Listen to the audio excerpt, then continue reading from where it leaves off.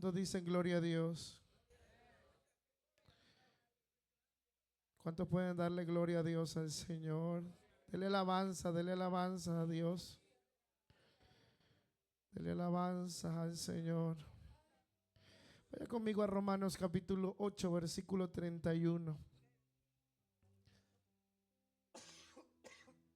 Romanos capítulo 8.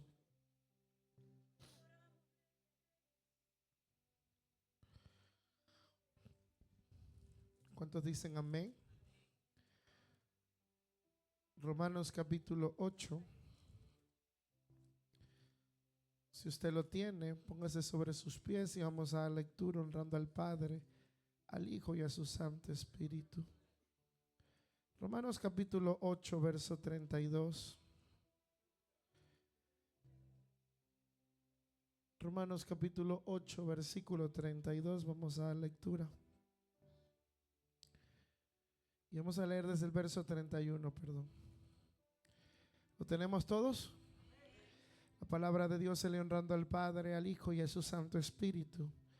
¿Qué pues diremos a esto? Si Dios es por nosotros, ¿quién contra nosotros? Vuélvalo a leer nuevamente. ¿Qué pues diremos a esto? Si Dios es por nosotros, ¿quién contra nosotros? Tome su asiento. Padre, en el nombre de Jesús, gracias por tu palabra. Gracias porque eres vivo y eres eficaz, porque tú estás en medio de nosotros, porque tú te paseas, Dios. Pasa un carbón encendido por mi boca, Dios, para que no sea yo hablando, sino tu Santo Espíritu, Padre. Y habla a tu iglesia de manera especial, Señor. Destapa sus oídos espirituales, Dios, para que cada uno de mis hermanos puedan salir edificados conforme a tu voluntad, Dios. Que podamos ser llenos y podamos, Dios, hoy adorarte de todo corazón. En el nombre de Jesús. ¿Cuántos dicen amén? ¿Cuántos dicen gloria a Dios? Hoy quiero estar bajo un tema especial y ese tema es: Dios está de tu lado. Mira el que está a su lado y dígale: Dios está de tu lado. Vamos, sonríale y dígale: Dios está de tu lado. ¿Cuántos saben que Dios está de nuestro lado? ¿Cuántos saben que Dios está de nuestro lado? Y mientras hacía esta imagen para preparar una de mis notas, lo quise escribir con rojo para que usted sepa que Cristo está de nuestro lado. Y mientras estudiaba este verso, una de las cosas que venía a mi mente es poder narrar esto específico y poder entender que Dios siempre va a estar de nuestro lado. Es impresionante que Dios se muestra a favor de nosotros siempre. ¿Cuántos han visto el favor de Dios a favor de su vida, valga la redundancia? Hoy hemos despertado por el favor de Dios. Usted está con vida por el favor de Dios. Usted tiene a su familia por el favor de Dios. Usted está aquí parado por el favor de Dios. Y definitivamente lo que podemos decir es que Dios está de nuestro lado. ¿Podemos hoy acaso nosotros levantar nuestras manos y decir: gracias, Señor, porque tú has estado en todo este tiempo a favor de mi familia, a favor de mis hijos, a favor de mi parentela? Yo no sé si usted puede levantar sus manos y adorar a Dios y decir: gracias, Dios, porque tú estás de mi lado. Y la Biblia dice que si Él está con nosotros, ¿quién podrá contra nosotros? ¿Cuántos dicen amén? Si le puede bajar un chin, bájale. Gracias. Y mientras meditaba en esto, en que Dios está de nuestro lado, una de las cosas que yo creo que podemos ver a Dios en cada área de nuestras vidas. Podemos ver a Dios al despertar, podemos ver a Dios cuando sale el sol, podemos ver a Dios cuando usted va rumbo a su trabajo, podemos ver a Dios cuando usted ve a sus hijos despertar, podemos ver a Dios cuando usted ve a su esposa levantarse al lado suyo y así sea con ese greñero, usted la ve levantándose. Podemos ver a Dios aun cuando llegamos a la casa de Dios. Podemos ver a Dios aun cuando llegamos y podemos ser edificados por su palabra. Podemos sentir a Dios aun cuando abrimos la Biblia y estamos pasando un momento de dificultad, un momento de angustia, un momento que muchas veces nos puede conmover. Y mientras meditaba en estas palabras, puse una situación personal que venía a mi mente hace días atrás. Y mientras iba en mi carro manejando, e iba con mi esposa al lado y con mi hija atrás y con el bebé que viene en camino, yo decía al Señor: Señor, tú has estado con nosotros. Tú has estado con nosotros. Y mientras veía el sol resplandecer en la parte de afuera, aun cuando había frío, podemos decir: Dios está con nosotros. Cuando pasamos un luto, cuando pasamos un momento difícil, podemos decir: Dios está con nosotros. Hermano, yo no sé si usted ha vivido un momento de dificultad. Yo sí lo he vivido muchos momentos transicionales. Pero aún en medio de esos momentos podemos decir: Dios está con nosotros. Dios no nos ha abandonado, Dios no nos ha dejado. Dios aún sigue siendo fiel y se seguirá manifestando a favor de nosotros. Hoy deseo tocar varios personajes bíblicos, y mientras meditaba en esto, el Señor me hablaba de este tema: Dios está de tu lado. Y cuando hablo de Dios está de nuestro lado, no hablo de una oración, no hablo de una manera singular, de una manera plural, lo hablo de manera de vivencia. Porque cuando entendemos esta frase, vamos a entender que podamos pasar por momentos de dificultad, podemos pasar momentos de prueba, pero entendemos esta palabra: Él está de nuestro lado. Bueno, yo no sé si usted ha visto a sus hijos. Los que tienen hijos aquí entenderán eso, ¿verdad? O los que han criado a alguien como su hijo entenderán esto, que cuando usted le dice algo a ese hijo o esa hija, ese hijo o esa hija se siente seguro de lo que tú le estás diciendo. Y es así con Dios. Cuando Dios nos ha dado una promesa, nos ha dado una palabra, nos ha dado algo que podamos identificarnos, nosotros nos sentimos seguros con Él. Y hermano, podrán venir momentos difíciles, pero cada vez que recordamos esa palabra, me mantengo seguro en aquel que nos ha llamado. Nos mantenemos seguros en aquel que hizo la promesa, en aquel que dijo que estaría con nosotros hasta el fin de los tiempos. Mantenernos seguros también es prestar atención a todas las ocurrencias que la vida nos puede presentar. Y por eso hoy quiero tocar dos personajes. La primera está en Primera de Reyes, capítulo 19. Vaya conmigo. Primera de Reyes, capítulo 19, verso 1 al 15. Primera de Reyes, capítulo 19, versículo del 1 al 15. Dice el texto de la siguiente manera. ¿Usted lo tiene? Léalo conmigo. Acab dijo a Jezabel la nueva de todo lo que Elías había hecho y de cómo había matado a espada a todos los profetas. Entonces envió Jezabel a Elías un mensajero diciendo: así me hagan los dioses. Nótese que la palabra dioses está con D pequeña. Y dice el texto: y aún me añadan si mañana a esta hora yo no he puesto a tu persona como la de uno de ellos. Viendo pues el peligro, se levantó y se fue para salvar su vida. Y vino a Berseba, que está en Judá, y dejó allí a su criado, y él se fue por el desierto un día de camino. Y vino y se sentó debajo de un enebro, y deseando morirse. ¿Qué deseaba Elías? El profeta de Dios, el elegido de Dios, el llamado del Señor, el que Dios lo había revestido de dones, de milagros, hermano Luis. Ese que deseaba morirse.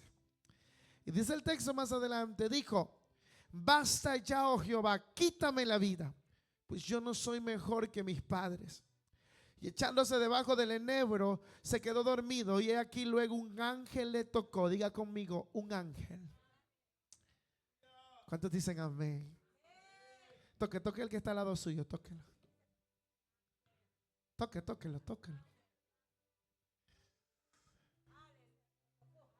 Yo no sé si tú en algún momento has estado en un momento de dificultad, en un momento donde has pasado hambre, en un momento donde has pasado tribulación, problemas, conflictos, pero de repente vino algo que te tocó. Y ese alguien o ese algo que te tocó no era nada más ni nada menos que el poder del Espíritu Santo para levantarte, para restaurarte, para cambiarte. Ahora, mire lo que sigue diciendo el texto. Y dice, luego un ángel le tocó y le dijo, levántate y come. Entonces él miró y aquí a su cabecera una torta cocida sobre las ascuas y una vasija de agua, y comió y bebió y volvió a dormirse. ¿A cuántos Dios les ha dado una palabra y se han vuelto a dormir? ¿A cuántos Dios les ha dicho yo estoy contigo, pero se desesperan cuando el Señor no ha cumplido lo que Él dice que va a hacer? Y muchos de los que estamos aquí sentados hemos pasado esas transiciones como Elías las pasó. Y miren lo que continúa diciendo. Entonces él miró y aquí en su cabeza una torta cocida sobre las ascuas y una vasija de agua, y comió y bebió y volvió a dormirse. Y volviendo el ángel de Jehová la segunda vez, le tocó diciendo, levántate y come, porque largo camino te resta. Me gusta cuando la Biblia recalca 2 veces la situación. Porque entonces entiendo que el hombre de Dios estaba empecinado en dormir. El hombre de Dios estaba empecinado en ocultarse. El hombre de Dios estaba decaído. El hombre de Dios estaba deprimido. El hombre de Dios que estaba agonizando. El hombre de Dios tenía miedo. Ahora yo quiero que me pongas al hombre de Dios en la pantalla. Pónmelo. No, pues ese hombre de Dios está tremendo ahí. El hombre de Dios. No, vuelta atrás. La otra, hijo. Y entonces el hombre de Dios, en un momento desesperado, escuche, mire, esta imagen representa algo. A un hombre que Dios lo había escogido, pero que tenía miedo. A un hombre que Dios lo había usado de una manera sobrenatural, pero que estaba agonizando con el temor. ¿Y cuántos estamos aquí sentados hoy y hemos sentido que Dios nos ha abandonado? Que quizás Dios ha volteado su página y ha dicho, yo ya no tengo más planes con tu familia. Pues hoy te tengo una noticia. Aunque tú vayas a la cueva a ocultarte, Dios va a estar tocando una y otra vez tu cueva para decirte, levántate y anda, levántate y come, levántate y ve hacia donde yo he establecido para tu casa y para tu familia. Y me gusta lo que dice el verso 8. Y se levantó pues y comió y bebió y fortaleció con aquella comida camino 40 días y 40 noches hasta Horeb, el monte de Dios. Ahora, lea conmigo el verso 9. Y allí se metió en una ¿dónde? Hay muchos que se han quedado en una cueva por muchos años. ¿Cuál es la cueva que estás metido? Hay cuevas de religiosidad. El Espíritu Santo hoy me levantó con una frase en mi mente: la falsa piedad.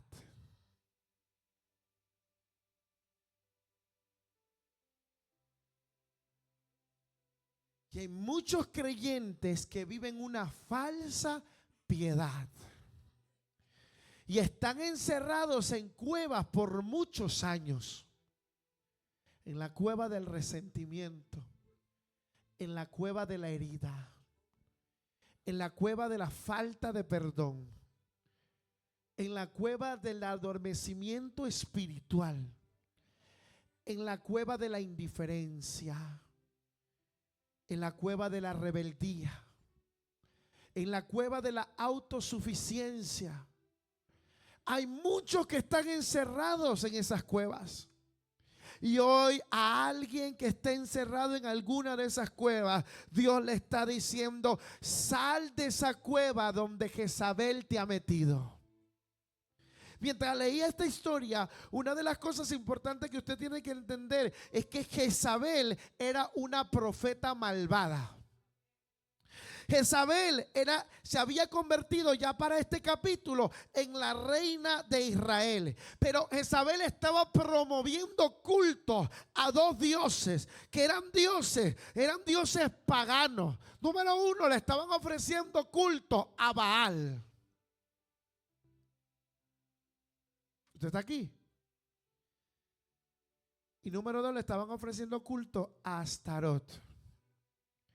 Estos dos dioses, o este Dios con D pequeña, representa lo que el mundo muchas veces te puede ofrecer, castigando la espiritualidad que Dios te ha entregado. Y hay mucha gente hoy en día que ya no está adorando a Baales afuera, pero que tiene Baales dentro de la iglesia. Y hay mucha gente que se está dejando llevar por Jezabel. Esta mujer representa la distancia entre el Dios llamado Yahweh y el Dios Baal. Y hay una representación significativa, que esta representación significativa representa el enfrentamiento religioso entre el Dios vivo y el enfrentamiento religioso entre los dioses paganos. ¿Hoy acaso usted no ve una similitud? Tenemos enfrentamiento. Yo no sé si usted cree en el mundo espiritual, pero yo sí creo en el mundo espiritual. Y en el mundo espiritual se libra una batalla. Y en esa batalla hay una condición. O es que tú seas dominado por influencia diabólica, o es que usted y yo seamos dominados por el poder del Espíritu Santo de Dios. Hay gente que no está endemoniada dentro de la iglesia, pero que está siendo influenciada por Jezabel. Voy a volver a repetir esto porque como tú estás pensando en el bolón que te vas a comer más tarde. Escuche, hay gente que no está endemoniada, pero está influenciada por demonios. Y entonces, como hay una influencia demoníaca, no le permite ver más allá de la cueva, no le permite ver más allá de lo que Dios tiene. Por eso es que tu hijo está en depresión, por eso es que tu hijo está en tristeza, por eso es que tu hijo está encerrado en un cuarto y no quiere adorar a Dios, porque hay influencia demoníaca sobre los hogares en este tiempo. Cuida lo que entras en tu casa. ¿Tú estás aquí? Cuida lo que hay en tu hogar. Porque hay personas que están siendo influenciadas por Satanás. Hermano, no es posible que hoy en día, si usted se ha dado cuenta, las estadísticas están creciendo sobre nuestros adolescentes.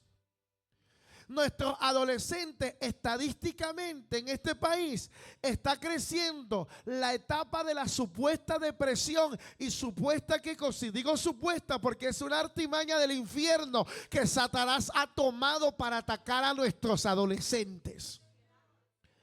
Entonces, la depresión está trayendo ansiedad y está trayendo problemas de identidad. Pero entonces el padre hace como si nada, camina nomás, va a la iglesia, se sienta el domingo, levanta la mano y se va de la iglesia. Y el niño se vuelve a meter en la casa y se vuelve a meter en el cuarto. Y tú no sabes qué está viendo tu niño, y lo que tu niño y tu niña están viendo están siendo influencias diabólicas para tus hijos.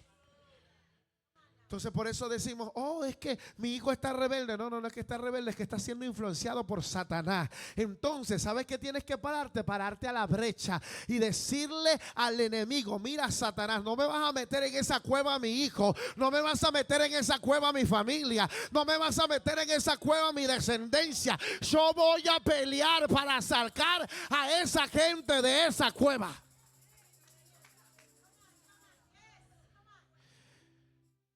¿Sabes qué va a impedir Dios? Que tú des un alumbramiento profético. Y hasta que el Señor va a impedir eso, hasta que tú no reacciones ante las influencias que están pasando. Hermano, ten cuidado con lo que ves. Ten cuidado con lo que compras. ten cuidado con lo que consumes. Pastores que yo oro, pastores que yo intercedo, pastores que yo hago. Entonces algo estás abriéndole puertas al infierno para que entre a tu casa y lo desbarate. Ay, es que pastor, así es mi hijo. No. ¿Sabes qué está pasando? Está habiendo una influencia demoníaca en este tiempo. Hablaba con un joven de otra iglesia en esta semana, el día de ayer, y me decía, pastor, estamos en guerra. Y es una verdad. Hermano, estamos en guerra. Nuestros adolescentes los quieren confundir. A nuestros adolescentes le quieren robar la identidad. Por eso es que la niña viene después y dice, es que me siento niño. ¿Sabes por qué? Porque le está robando la identidad Satanás a sus hijos.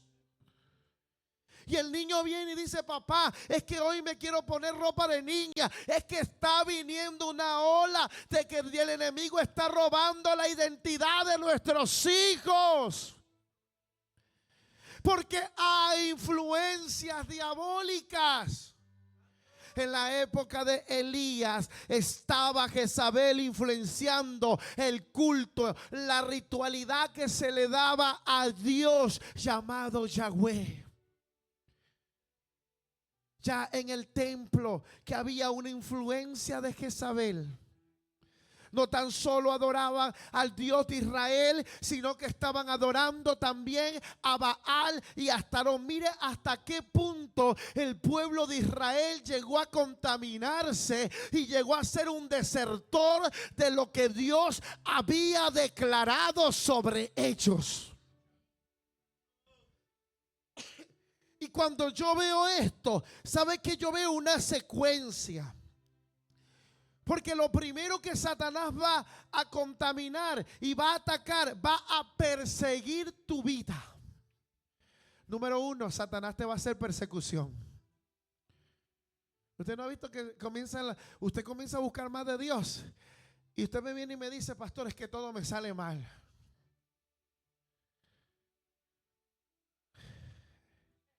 Pastor, es que yo comienzo a congregarme como debe de ser y comienzan a haber problemas en mi familia.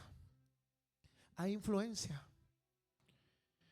Satanás te está persiguiendo. Porque Satanás lo que hace es traer persecución. Es lo que hizo con Elías. Persiguió a través de Jezabel. ¿Y qué comenzó a meter en el corazón de Elías? El miedo. Entonces el miedo se apoderó de Elías a tal punto que la única opción que tenía Elías en ese momento, ¿cuál era? Irse a esconder en la cueva. Cuando eres el hombre de Dios o la mujer de Dios llamado de parte de Dios para tu casa, tú no vas y te escondes en la cueva. Tú lo que vas y te levantas a clamar y a guerrear. Ay, pastor, es que tengo sueño, las madrugadas son difíciles. No te levantes en la madrugada, levántate en la mañana, en la tarde, en la noche, a la hora que tú quieras, pero levántate a clamar, levántate a interceder, levántate a gemir, levántate a conocer a tu maestro. Entonces, ¿sabes qué sucede? Que comienza a ver el miedo. Y el miedo te aterroriza. El miedo te lleva a entrar a la cueva. Cuando ya estás en la cueva, comienzan a venir los pensamientos del pasado. Es que tú no vas a cambiar. Es que tú vas a ser igual. Es que eres así, impuntual y siempre vas a morir impuntual. Es que eres irresponsable y vas a morir irresponsable. Pero hoy tú tienes que decirle a esa cueva: Satanás, no tienes arte ni parte sobre mi casa, sobre mi familia, sobre mis hijos, sobre mi parentela, sobre mi descendencia, porque mi casa y yo serviremos al Dios vivo, al Dios real, al Dios que no está muerto.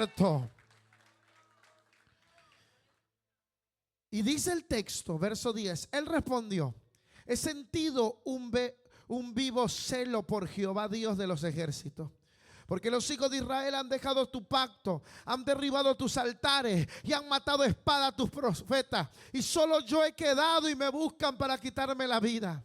Él le dijo: sal fuera y ponte en el monte delante de Jehová. Y aquí Jehová que pasaba y un grande y poderoso viento que rompía los montes. ¿Qué dice que vino qué cosa?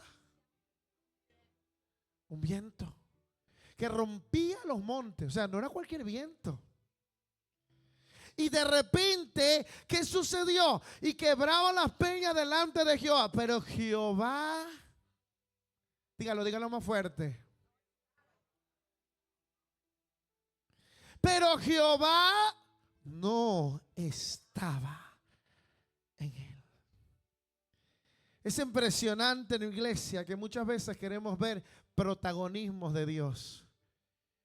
Y creemos que Dios se va a manifestar por el hablar en lenguas tan solo. O es que tráiganlo a la iglesia y en la iglesia el Señor lo va a ungir y ahí Dios lo va a consagrar. No, sabes que Dios es experto en obrar en el silencio. Hay personas que están aquí esperando la llegada del Espíritu Santo de manera como viento, de manera como fuego, de manera, hermano, Dios es experto en obrar en tu silencio. Y dice el texto más adelante, pero Jehová no estaba en el viento y tras el viento que vino, un terremoto. Pero Jehová no estaba en ¿dónde? Y tras el terremoto que vino, pero Jehová no estaba en el fuego. ¿Usted está aquí? ¿Usted está aquí, iglesia? Pero Jehová no estaba. Hay gente que se ha vuelto escéptica en el evangelio. Y creemos que Dios solo funciona cuando usted habla en lengua. O creemos que Dios solo funciona cuando alguien viene y habla una palabra gritando. O creemos que Dios solo funciona cuando usted está adorando a Dios y los instrumentos están sonando. Y el Señor me hablaba acerca de esta frase tan inusual que hay en Primera de Reyes. El susurro de una brisa apacible.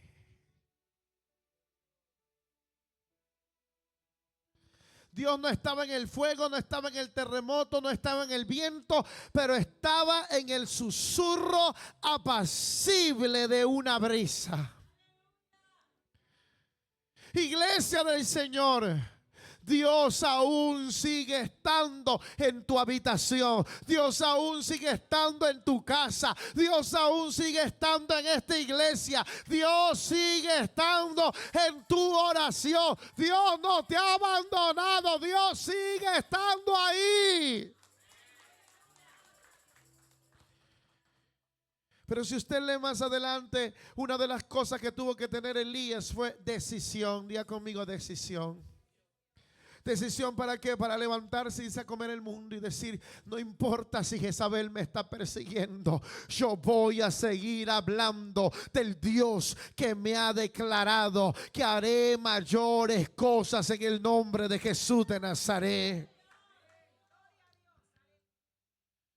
Es impresionante que hoy en día no tenemos iglesia de decisión. La iglesia de hoy carece de carácter. Voy a repetir esto. La iglesia de hoy carece de carácter. La iglesia de hoy carece de decisión. La iglesia de hoy carece de compromiso. La iglesia de hoy carece de compromiso delante del Señor. Pero ahí vemos a un Elías que necesitaba volver al compromiso, que necesitaba volver a ser primero más que el profeta, a ser y entender que era llamado por Dios. El problema de hoy es que tenemos posiciones grandes, pero hemos abandonado a Dios de nuestras posiciones. Usted puede tener una buena posición en su trabajo, pero esa posición se la debe a Dios. Es por Dios y es para Dios. Satanás siempre va a querer intimidarte. Te va a perseguir, te va a entrar al miedo, te va a hacer ir a la cueva, pero tienes que tomar una decisión hoy. Hoy este mensaje no es un mensaje tan solo de decirte Dios está de tu lado y sigue viviendo como te da la gana. Este mensaje diciéndote Dios está de tu lado, pero debes de tomar una decisión y debes de tomar la decisión de volver a creer en Él. Si usted lee el verso 19 en adelante, la decisión de poder que Elías haya salido de la cueva lo llevó a un cumplimiento profético. Y esa decisión, ¿sabe qué llevó a hacer o qué llevó a obtener? Llevó a que levante a un hombre llamado Eliseo. Y es que cuando tú eres un hombre que huyes de la persecución y la enfrentas, cuando tú eres un hombre que vences el miedo, una mujer que vence el miedo, que sale de la cueva de donde Satanás te quiere meter y tomas la decisión de poder volver a creer en Él, tu generación va a depender del Señor. ¿Sabes qué quería impedir Satanás? Satanás quería impedir el alumbramiento profético que Elías iba a tener. Y era poder formar a un Eliseo. Siempre Satanás va a derrumbar tu fe para que detenga el alumbramiento profético que Dios tiene sobre tu vida. Madre que estás aquí, no detengas lo que Dios ha declarado sobre tu casa, porque Dios lo va a cumplir, Dios lo va a hacer. Si Dios te lo dijo, Dios lo hará. Pero que tiene que haber una decisión, papá que estás aquí, debe de haber una decisión de buscar del Señor. Alguien dijo, pastor, estamos entregándole a nuestra generación en bandeja de plata al enemigo. Y es una verdad. Pero yo creo que aquí hay gente, hombres y mujeres del Señor, que se van a parar para decirle al enemigo, mira Satanás, no vas a detener el propósito que Dios tiene con mis hijos. No vas a detener el propósito que Dios tiene con mi familia. No vas a detener el propósito que Dios tiene con mi iglesia. Porque viene un alumbrar, viene algo sobrenatural sobre mis hijos, sobre mi iglesia, sobre mi familia. Que va a haber un despertar. Pero de repente en otro escenario aparece otro hombre llamado José. Y mira esto, porque estas dos historias son tan comparativas, son tan iguales, iglesia. Cuando yo estudiaba la vida de Elías decía, wow, es impresionante que aún los propios profetas le dieron la espalda a Dios. Pero ahora quiero que veas a un joven llamado José. Usted lo ve ahí a José. ¿Cómo se llamaba? José el soñador. Los hermanos le decían, tú eres el soñador. Tú eres el que dices que tienes llamado. Tú eres el que dice que tienes una túnica de colores. Tú eres aquel que dice que un día muchas estrellas se doblarán ante ti. Y mire lo que dice, José era muy joven cuando fue vendido como esclavo. Vaya conmigo rápidamente, iglesia del Señor. Rápidamente, corra, corra, corra. Aleluya, Génesis. Te adoramos, Señor. Te adoramos, Jesús. Génesis capítulo 37, versículo 12.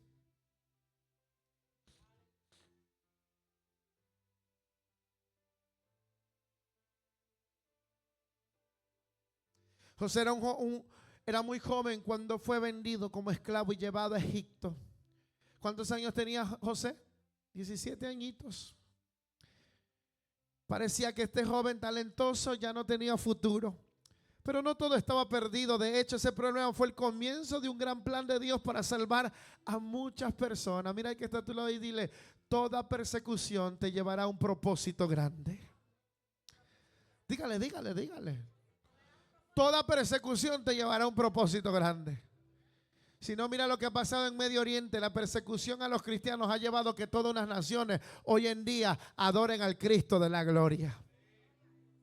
Toda persecución te lleva a un propósito. Y José no es parte, no es exento a este propósito. Mira el verso 12 del capítulo 37, dice: después fueron sus hermanos a apacentar las ovejas de su padre. ¿En dónde? En Siquem.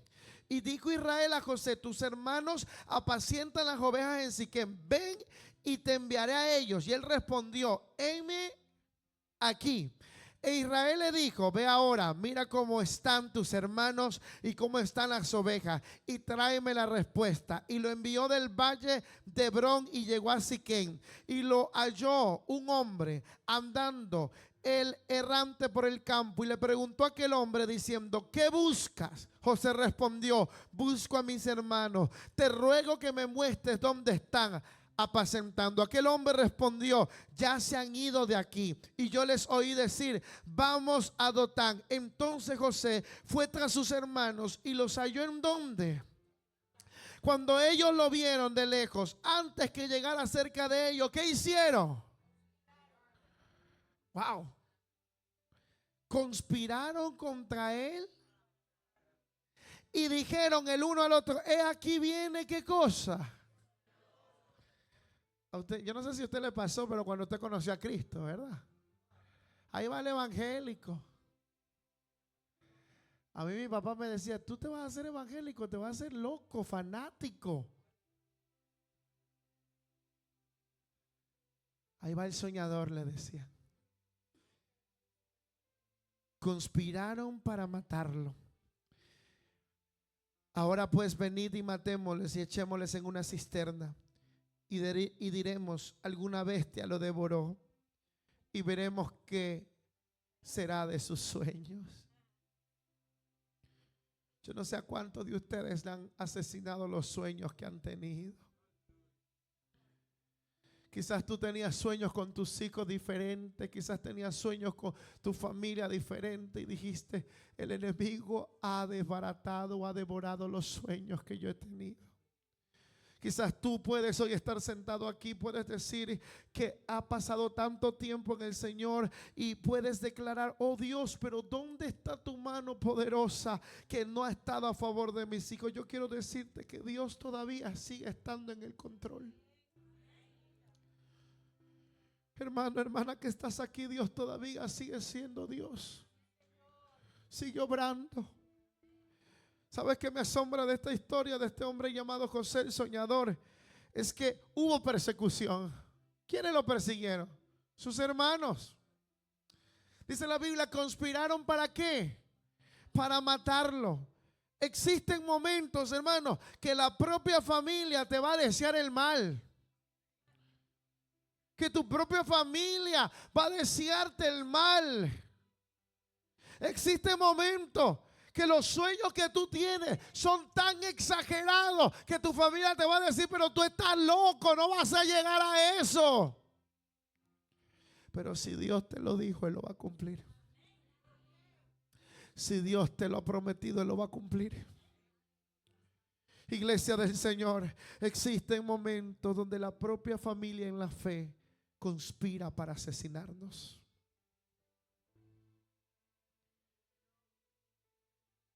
Y es triste decir esto, pero hoy tenemos dentro de las iglesias asesinos mortales que no te asesinan de manera frontal, pero que asesinan con tus comentarios, que toman palabras que tú no has tomado, que dicen hacer cosas que tú no has hecho. Y hoy tenemos una persecución grande y tristemente la iglesia de Cristo tiene que salir de esa cápsula. Hablábamos el otro día con los caballeros y decíamos: hoy tenemos una problemática, no hay unidad. Y las organizaciones cristianas carecen de unidad. Hoy las iglesias carecemos de unidad. Se carece de unidad. ¿Saben por qué? Porque no hay relación con el Espíritu Santo. Se carece de unidad porque no hay amor por nuestros hermanos. Porque cuando tú amas, amas sin condición. Tú no pones condición a tu amor.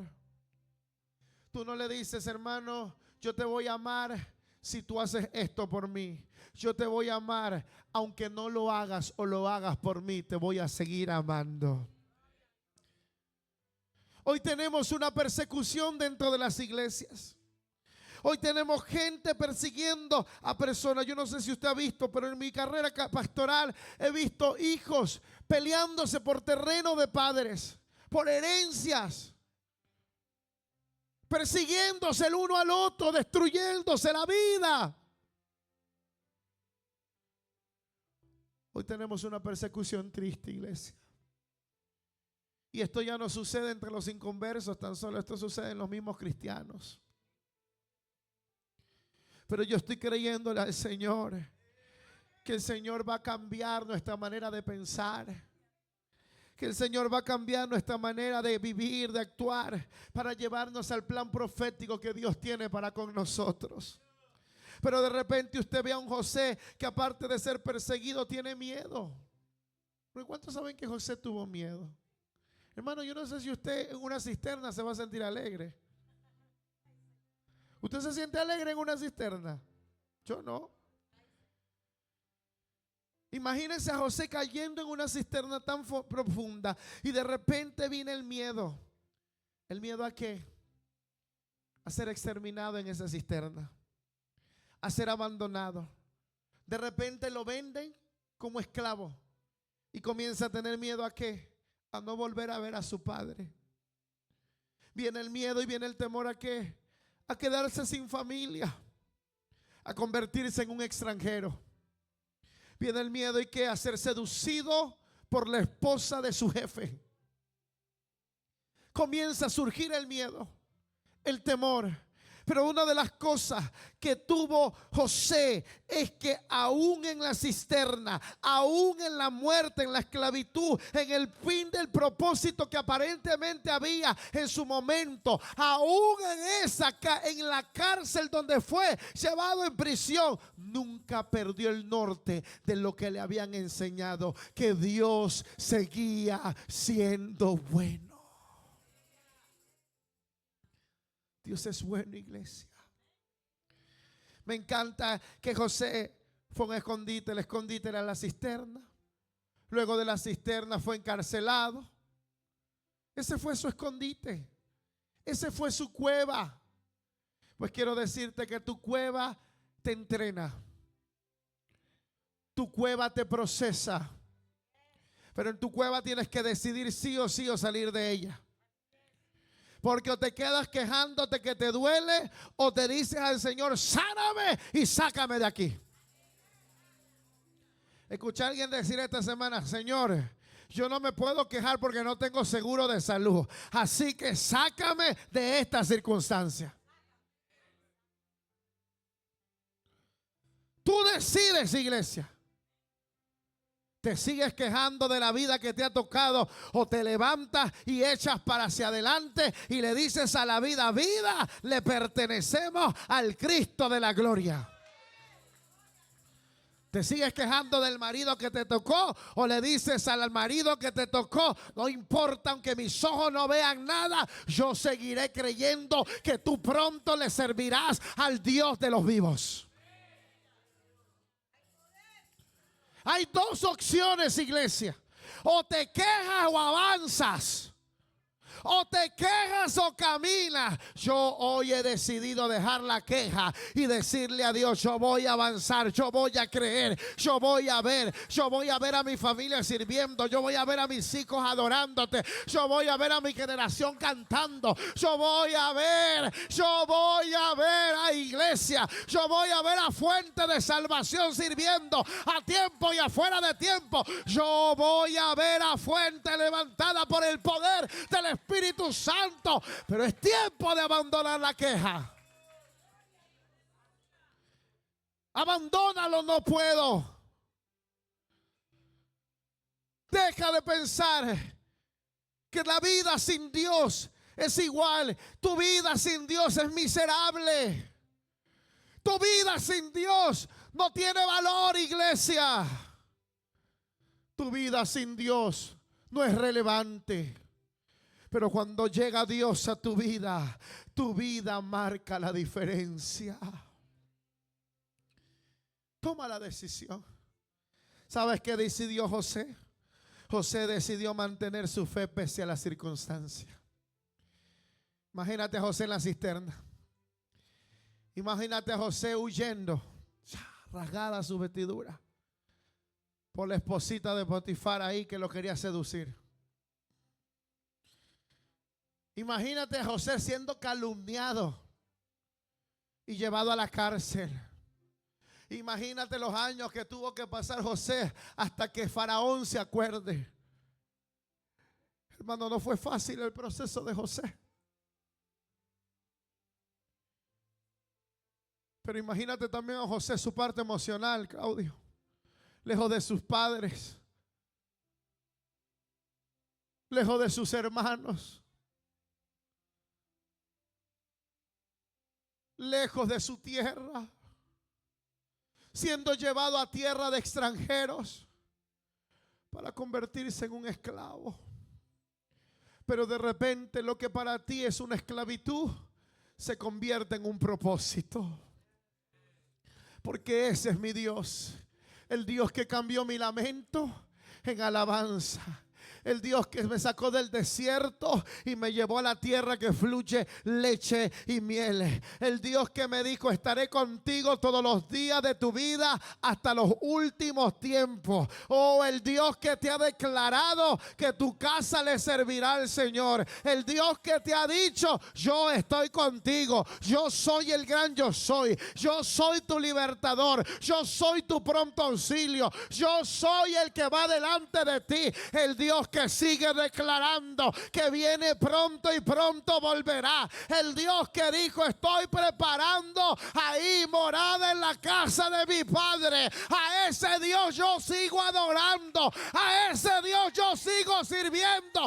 Al Dios que me dijo: persevera, esfuérzate, sé valiente, no temas, no desmayes. Al Dios que abrió el mar rojo. Al Dios que sanó enfermos y que sigue sanando.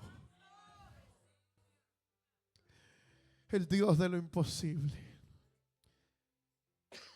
El Dios de lo sobrenatural. José decidió alejarse de las tentaciones. Hermano que estás aquí, José decidió alejarse de las tentaciones. Te tengo una noticia: no es que las tentaciones se van a alejar de ti. ¿Usted está aquí?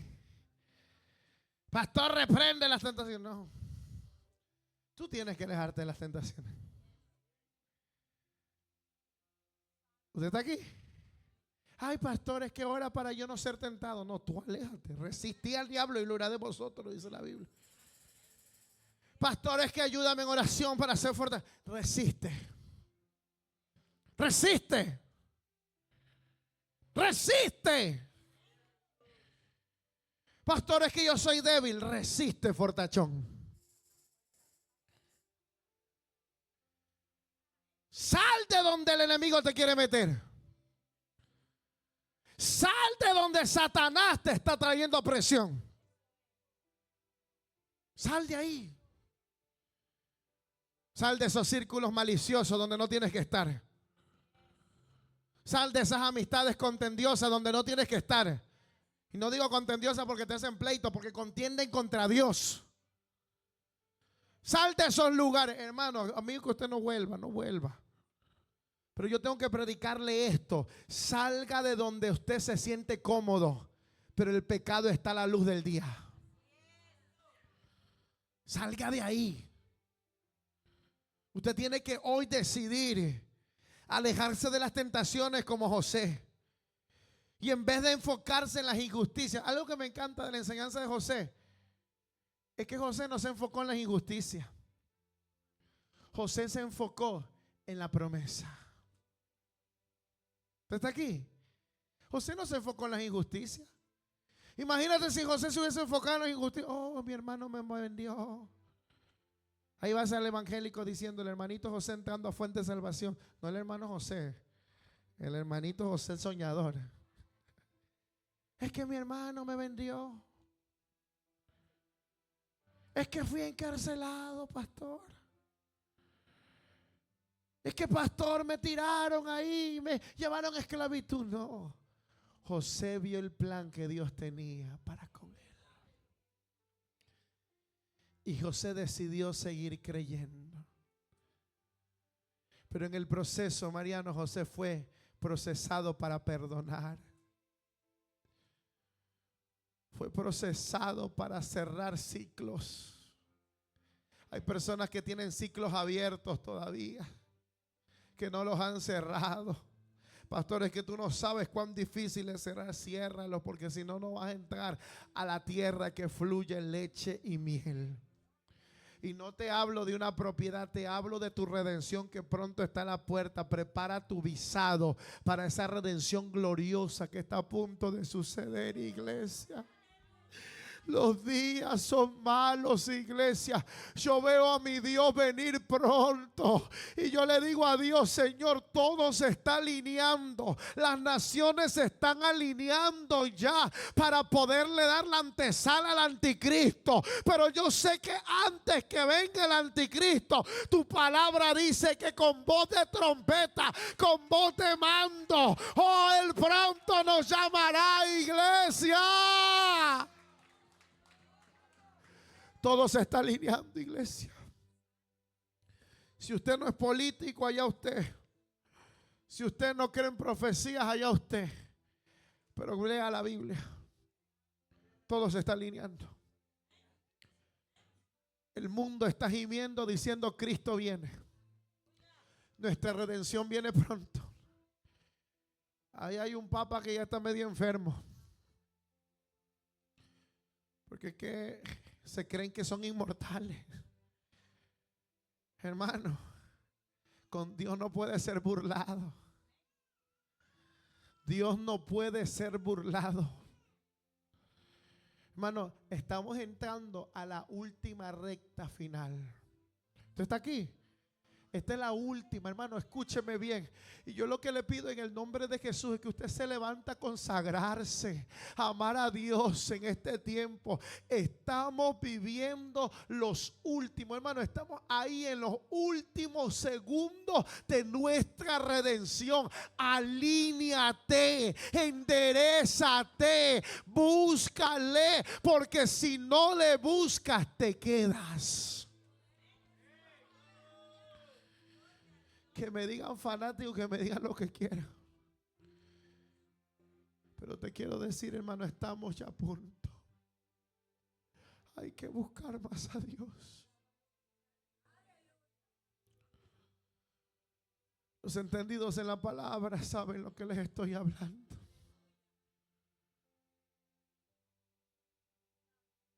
Allá en la Jerusalén ya está todo casi listo.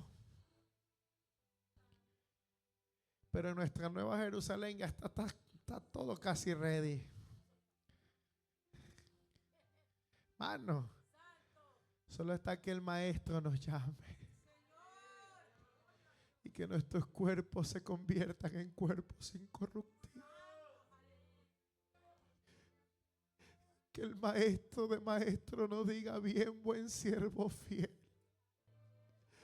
En lo poco me fuiste fiel, en lo mucho te pondré.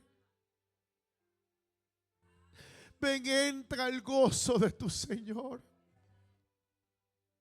Amada iglesia, estamos a punto de sentarnos en la mesa de Jesucristo, donde ya no le vas a servir, sino que Él te va a servir.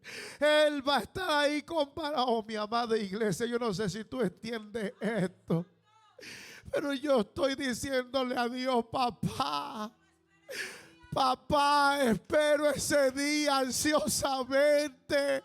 Espero ese regreso, y mientras espero, permíteme seguir hablando de este santo evangelio. Permíteme seguir anunciando que tú vienes. Permíteme seguir diciendo que solo tú cambias, solo tú transformas, solo tú libertas. Él viene. Ponte sobre tus pies.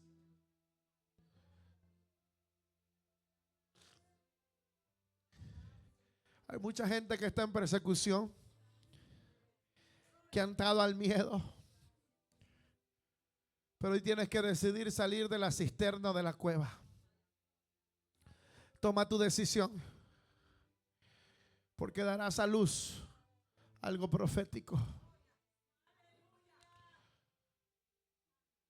Iglesia del Señor,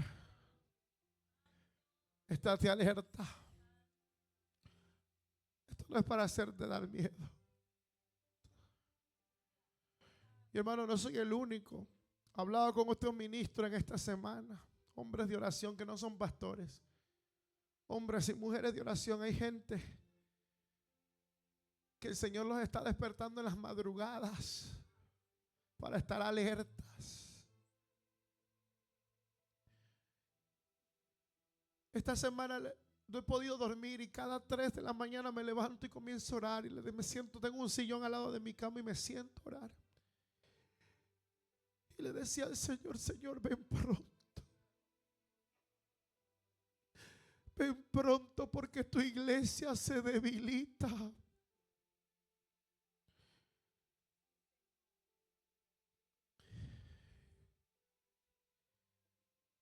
Pastor, ¿por qué le dice ven pronto? Sí. Porque hay mucha gente que está adorando a Baal y a Astarón y no está adorando al Dios verdadero.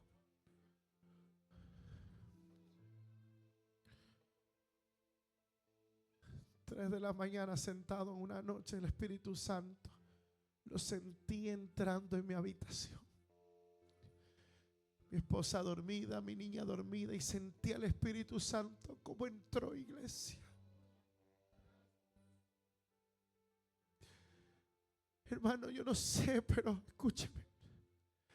Hace muchos años, yo he sentido a Dios de todas las formas. Y le doy gracias al Señor por eso. Pero esa madrugada sentí a Dios de una manera, pero sobrenatural. Pero no un sobrenatural como lo que mucha gente dice. Es como diciéndome, ya estoy viniendo. Es como diciéndome, conságrate más. Hermano, mientras yo preparaba este mensaje, mis lágrimas se salían. Porque hay gente que por una decisión se van a quedar, iglesia del Señor. Yo hoy como pastor te estoy hablando como el ángel de esta casa que Dios ha puesto. Te estoy diciendo, levántate y estate alerta. Ponte alerta porque tu redención viene pronto, iglesia. Ponte alerta porque ya estamos a minutos de que la gloria de Dios descienda. Ponte alerta, iglesia. Ponte alerta.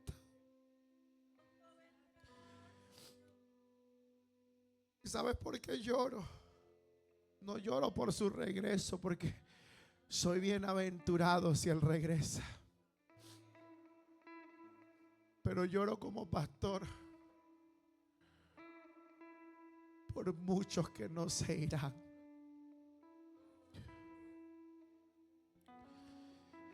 Escuche bien esto. Esa madrugada el Señor, yo tengo un balcón en mi casa. Me levantó el Señor y salí de mi habitación porque te dije, sentí a Dios, el Espíritu Santo entrando. Y en mi balcón el Señor me dijo, y entiendo, Michael, que el Señor me estaba hablando de una revelación. Mis ojos espirituales se abrieron en ese día. Quiero que cortes esto en las redes sociales, por favor. Se abrieron mis ojos espirituales y esa madrugada le dije al Señor, Señor,